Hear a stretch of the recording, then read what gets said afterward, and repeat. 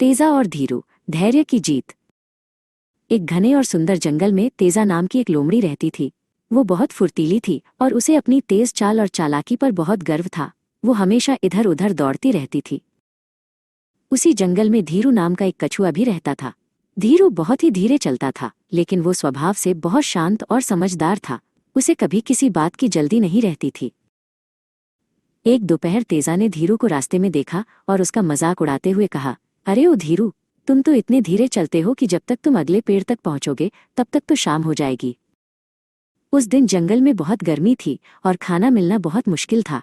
दोनों ने तय किया कि वे जंगल के सबसे मीठे जामुन की झाड़ी ढूंढेंगे।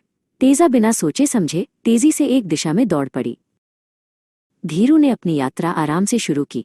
वो हर कदम सोच समझकर रख रहा था।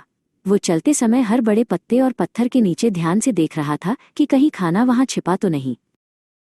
तेजा झाड़ियों के ऊपर से छलांगे लगा रही थी।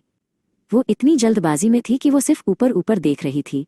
उसने कई ऐसी जगहें छोड़ दी जहां खाना होने की संभावना थी। कुछ घंटों बाद तेजा बहुत थक गई। उसे अब तक कुछ नहीं मिला था।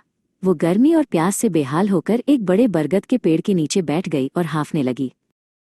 दूसरी ओर धीरू थका नहीं था, क्योंकि वो अपनी शक्ति बचाकर चल रहा था।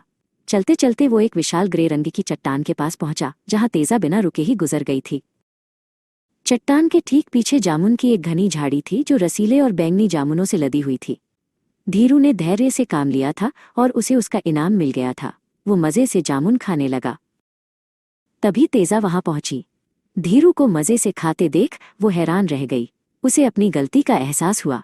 धीरू ने मुस्कुराकर उसे भी जामुन खिलाए और तेजा समझ गई कि धैर्य और शांति हमेशा जल्दबाजी से बेहतर होते हैं।